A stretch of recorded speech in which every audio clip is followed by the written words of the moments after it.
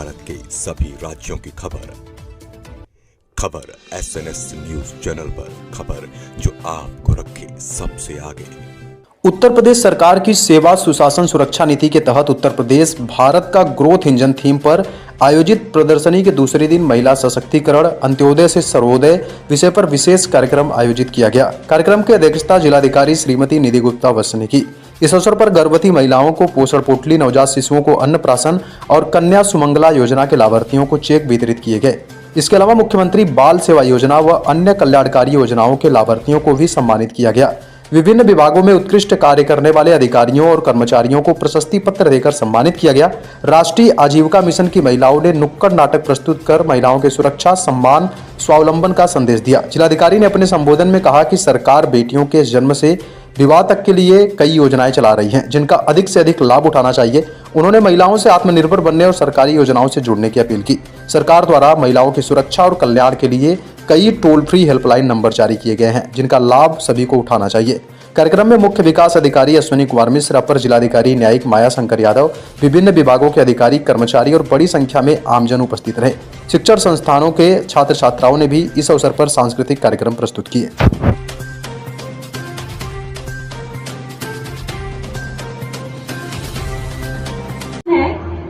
जो अपनी बच्चियों को भी एक अच्छे गुण सिखाता है, अपने लड़कों को एक अच्छे गुण सिखाता है और आने वाली पीढ़ी का चरित्र का निर्माण करता है।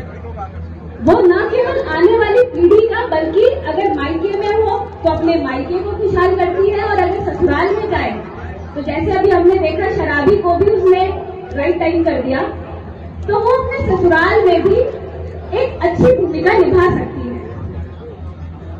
मौका सशक्तिकरण का है तो इस बात पे भी जोर देना चाहिए कि वो तभी कर सकती है जब उसको सभी योजनाओं के बारे में जानकारी मिले। यहाँ पर आपको अभी प्रोबेशन कार्यालय के माध्यम से, कार्यक्रम कार्यालय के माध्यम से विभिन्न योजनाएं जो महिला से संबंधित जुड़ी हुई हैं उसके बारे में जानकारी मिली। अगर हम बच्चियों की बात करें तो पैदा होने से लेकर के जब तक वो आर्थिक तौर पे समृद्ध होती है या उसकी शादी हो जाती है, तब तक सरकार के द्वारा विभिन्न योजनाएं चलाई गई हैं।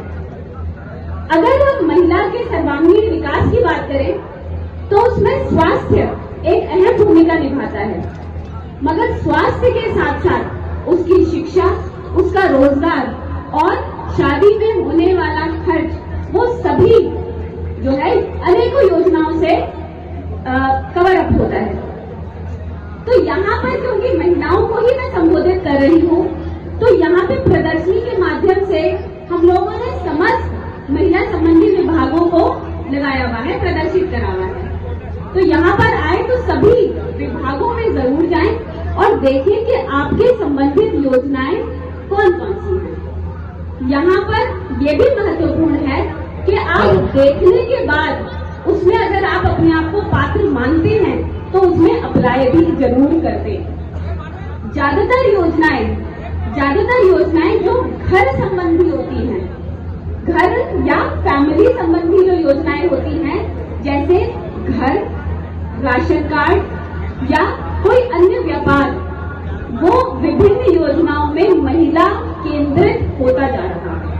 अगर हम लोग आवास देते हैं तो वो जनरली महिला के नाम से ही मिलता है, चाहे शहरी की बात करें चाहे ग्रामीण की बात करें। इसी प्रकार जब राशन कार्ड बनता है तो उसमें मुख्यतः महिला केंद्रित चीजें होती हैं। तो यहाँ पे जो प्रदर्शनी लगी है उसमें जो विभिन्न योजनाएं हैं उन सबका आपको जानकारी होनी चाहिए। सबसे महत्वपूर्ण जो यहाँ पर बात आती है कि महिला स्वस्थ भी है, महिला शिक्षित भी है, महिला व्यवसाय भी कर रही है, परंतु सुरक्षा उसकी सबसे ज्यादा महत्वपूर्ण है। इसीलिए सबसे पहला इस साइड में स्टॉल पुलिस विभाग का है। पुलिस विभाग के द्वारा विभिन्न नंबर जारी करे गए हैं, चाहे हम वुमेन हेल्पलाइन की बात करें, चाहे अगर जैसे 1090 भी है हमारे पास, 1098 भी है। इन सब हेल्पलाइनों के माध्यम से कुछ ऐसी चीजें होती है जो महिला अपने घर में बताती हुई थोड़ी हिचकिचाती है। छेड़ दिया, बच्ची को छेड़ दिया। कभी कभार महिला अगर जागरूक ना हो तो अपने पति से कहने में भी थोड़ा संकोच करती है कि हमारे घर की बात बाहर जाएगी। तो ये नंबर इसीलिए ही बताए गए हैं कि जो सुनने वाला व्यक्ति है वो भी महिला ही है, तो वो आपकी बात को सुनेगा, समझेगा और तत्काल उस पर कार्रवाई भी होगी। अगर हम दहेज की बात करते हैं या फिर बच्चियों की कम उम्र में शादी की बात करते हैं तो उसकी भी हेल्पलाइन की जानकारी आपको उसी स्टॉल से मिल सकती है। तो इस प्रदर्शनी में हर स्टॉल, मैं कहती हूँ हर स्टॉल महिला के किसी जीवन के किसी न किसी आयाम से जुड़ा हुआ है। तो प्रत्येक महिला हर एक स्टॉल पे व्यवसायिक भी है। जैसे यहाँ पर एक कृषि में एक महिला है, हमें इसके पीछे क्यों के अगर विषय में हम लोग जानकारी लेने लग जाए तो हम लोग ये देखेंगे कि वो महिला एक प्रेरणा देती है हमें। क्या प्रेरणा दी? उस महिला ने आगे बढ़ी, अपने परिवार से बाहर निकली, एक इतनी अच्छी से उसने कृषि करी है, जैविक कृषि, जिसने उसको इस मंच पे लाके खड़ा करा।